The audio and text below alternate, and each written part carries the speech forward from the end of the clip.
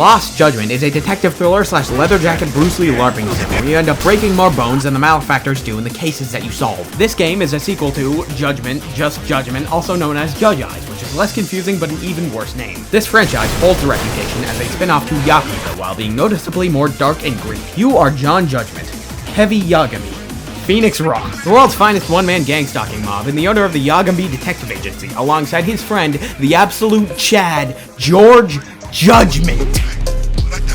Let me start out by saying that if you don't know the plot of the first game, you're gonna be more confused than Joey Boyd the Debate.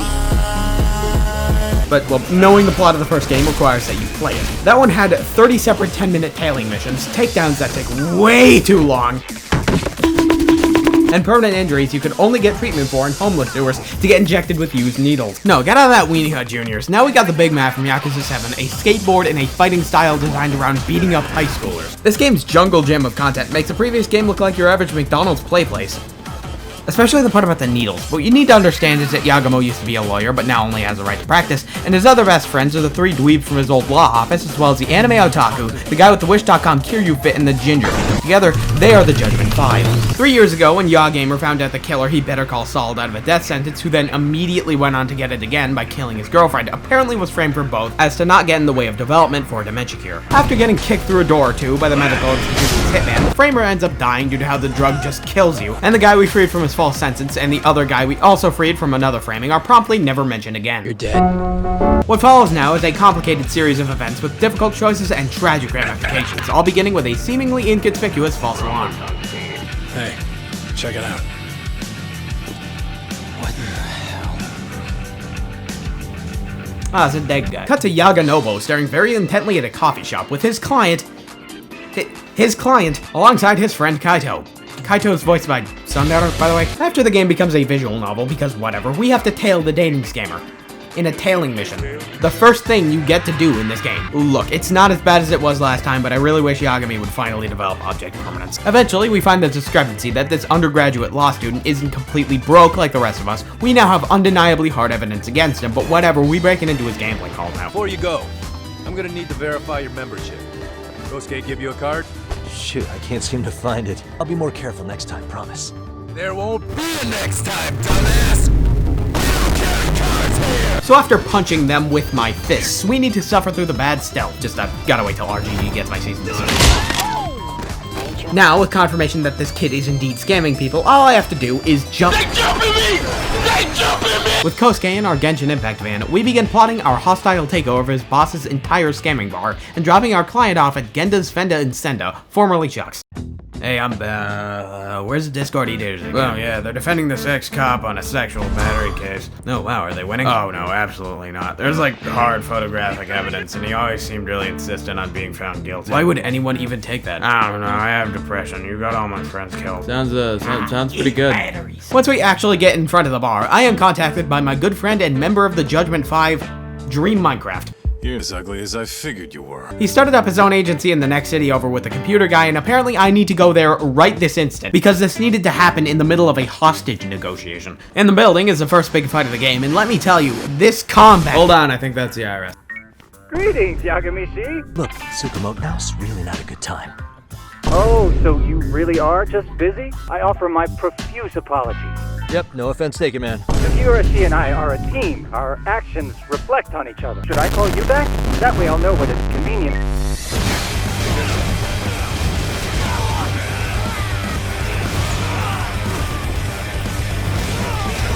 Honorable Judge me speaking, defending Ihara as well as his legal team consisting of the office golden retriever and his femcel GF. God, I wish it was him. Anyways, yeah.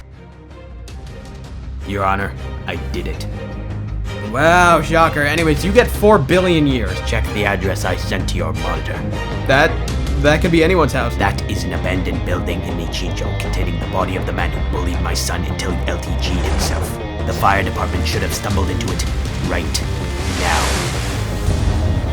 Oh my god, get this man to a hospital! We get a kinda introduction as to why we need to get into street fights every 15 steps, and also the friendly AI nerd so instead of soloing bosses, Kaito has undergone several simultaneous lobotomies. But they did give him the ability to friendly fire. funny. Now in Ichinjo, the first city layout inspired by the Sky Williams house, seriously, what is going on here? We take in the sights and sounds and circuits before immediately bullying children. They were doing it first. Welcome to the first combat encounter in Ichinjo. Don't worry, we will be using the new snake style, designed to disarmament, judo throws, terror, parrying, and all around being less lethal.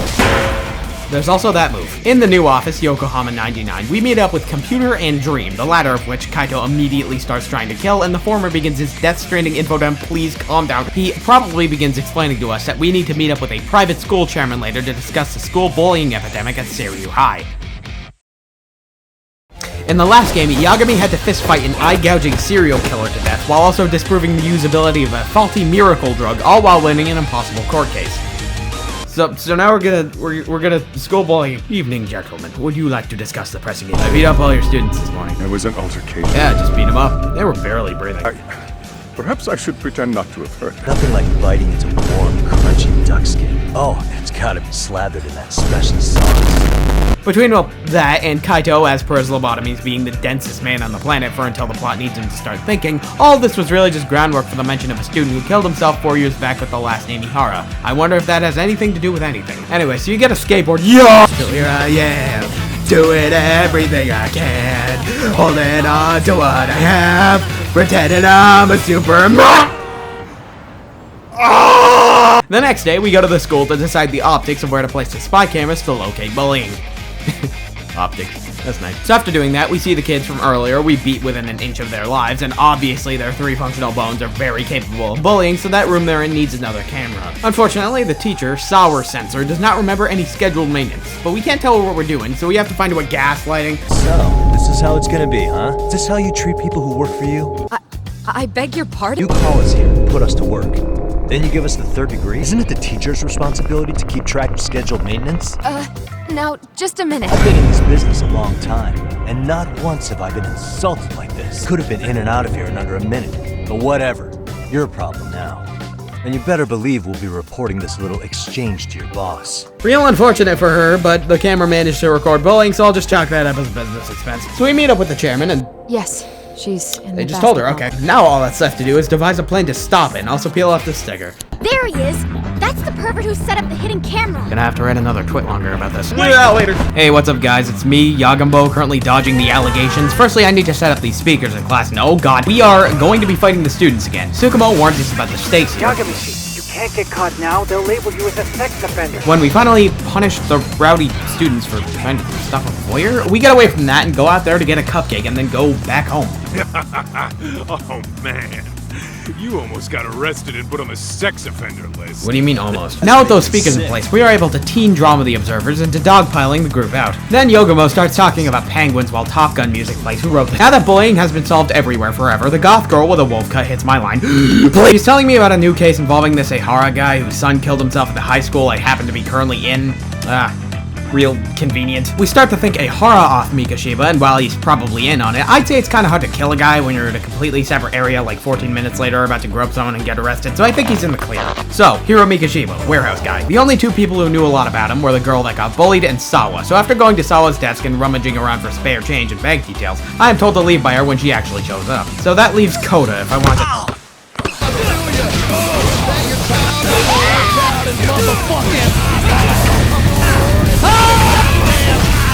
As it turns out, Sawa isn't a huge fan of how I keep getting to full contact fights with school children, so I need to... What is he hitting? What pose is that? First things first, I have to find a way to stay at the school, but I was recognized by the girl who made the allegations against me, and unfortunately the game is not letting me break her neck. However, she happens to run the school mystery research club, and she needs an advisor, so after some efficient gaslighting, I'm in. But before I can get back to the case, she's making me investigate the dance club, which means I need to become the dance club teacher too.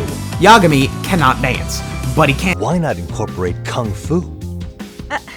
Did you just say Kung Fu? I'm confused. So as I've done with that, I begin interrogating Koda again. Do not breathe that close to the microphone. I then go upstairs and meet this guy who apparently has ties to all the local gangs, and the kids from earlier are his underlings who are currently jumping me with box cutters. I'm going to assume that Yokohama is Japan's version of Detroit. While the police begin asking questions, I of course search Sawa's desk again and find a framed portrait of Ihara's son, which I will be gaslighting her with eventually. I talk to her again and she says we'll meet at the Plug Cafe at 9. That's French for beach. Je n'aime stupide. So after I, so when... God, I hate the French. Oh no, it's the GIG sleeper agents! Reggie! Hey, how's it going? It's me, Koana. Why are you too loud right now, fella. Watch this. Hey! You guys are meanie heads!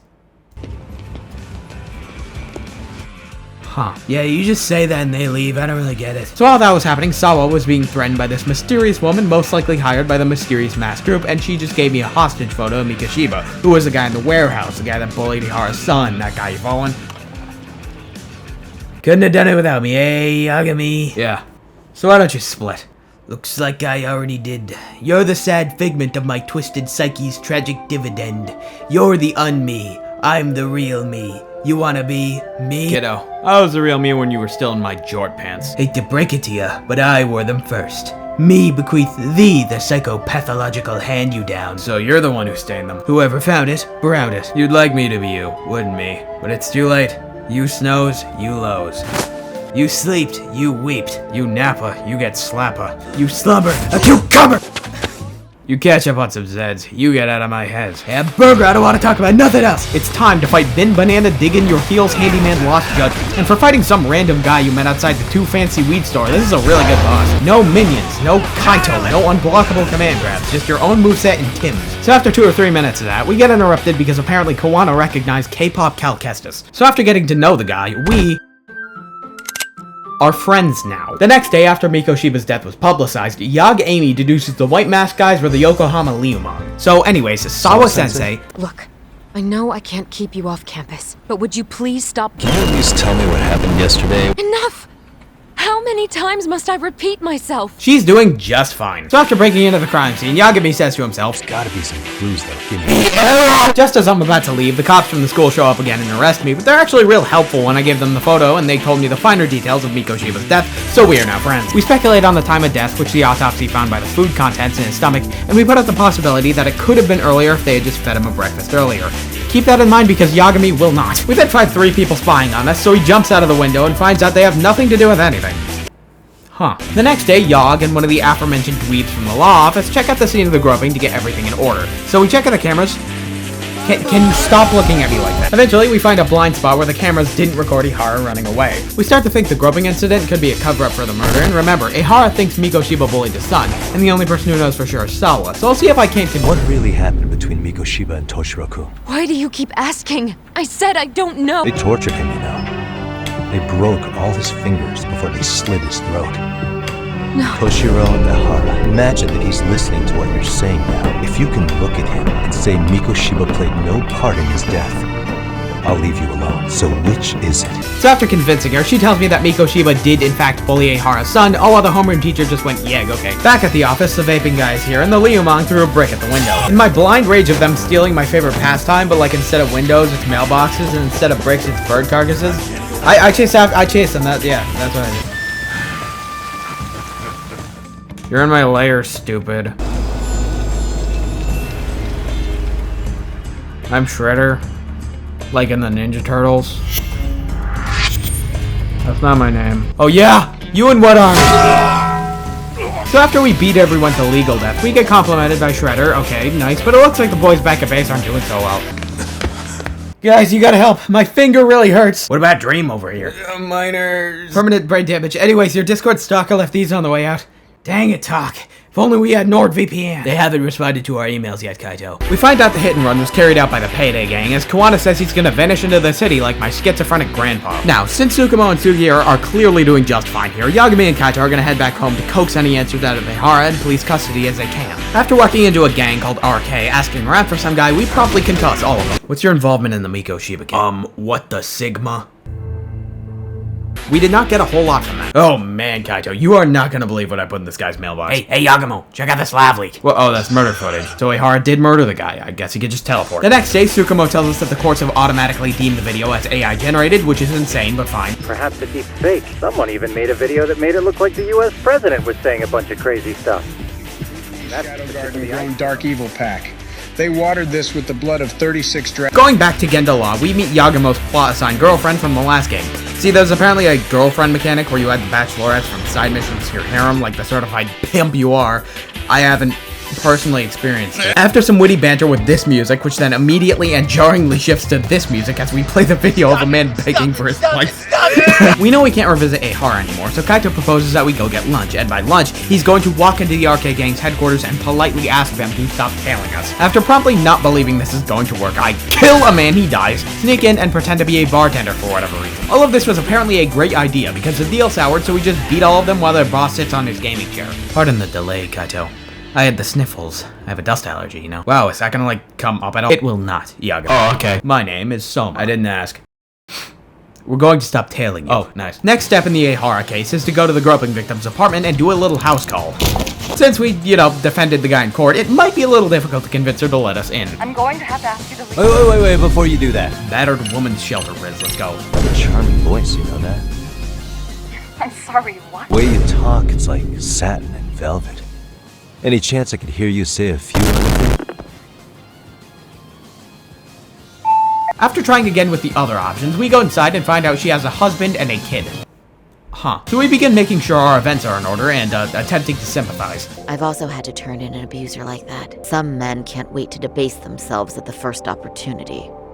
Why would you say that and look at me? All we ended up getting from this is that she only started calling out to the station after he passed the blind spot and showing a traumatized woman murder footage. We then start discussing how Ahara could have murdered and then gotten arrested for a different crime, so I need you, the viewer, to lock in now. In order for him to have killed the guy, then start waiting at the station 14 minutes later, he would have had to travel at a land speed of 140 miles an hour, so that's not happening. Since we're rolling with the assumption the video isn't fake, you would think we would assume the time of death was off by Ahara and his connections making Miko Shiba eat a breakfast earlier. Ahara's groupies seem to have this planned out, and Yagami discusses this with the cops back at the warehouse. No.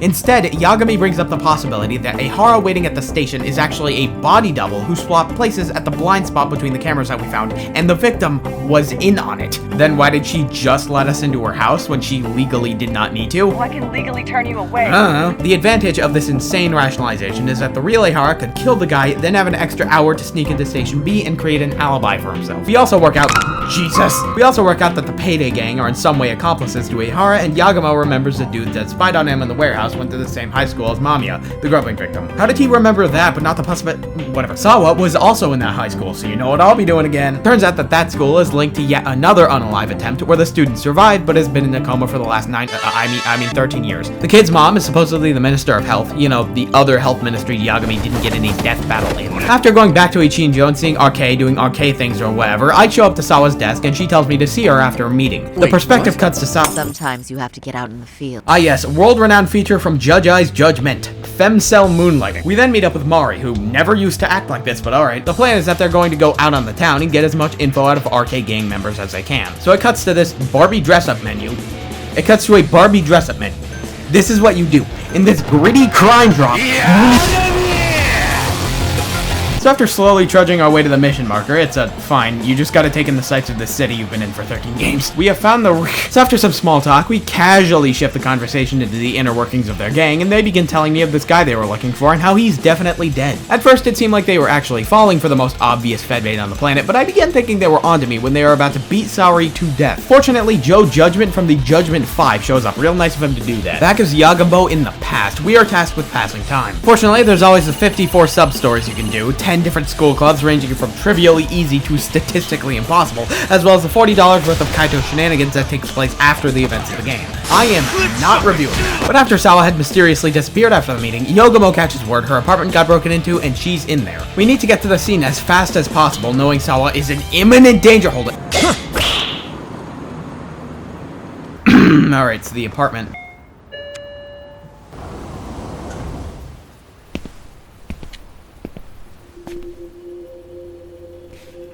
Oh, hey, Yagamo. Hey, Yagamo, I'm so glad you could pull up to the function. Now, I do believe Sawa forgot to tell me about her connection to Kawana and the Norwegian Boot Boys, but she doesn't seem very acquiescent to my questions for whatever. I can't tell how, but I believe I'm winning.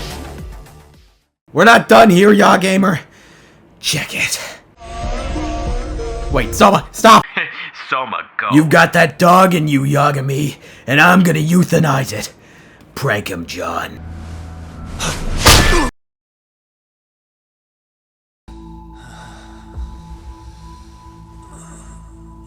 Hey, where am I? You're in Cincinnati. We killed that gorilla that one time. Appalling how you let the world's zestiest 38-year-old man deadlift our whole organization, but at least you can make him bite the curb. That's so strange.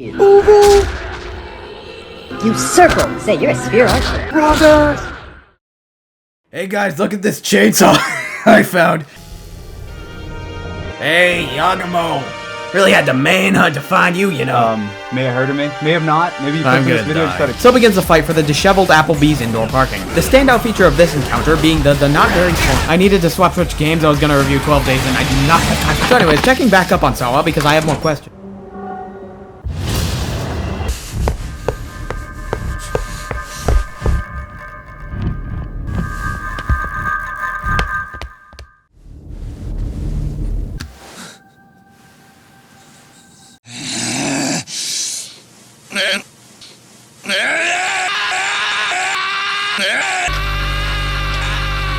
So after I got the woman I've been harassing for the last week killed, I go on and take it up with the chairman and then go down to the dance club, except no, they don't let you do that. Last night we were interviewed about the murder by the warehouse cops, and apparently they aren't allowed to investigate Ehara. Additionally, Sawa bled all over her yearbook, so we took it.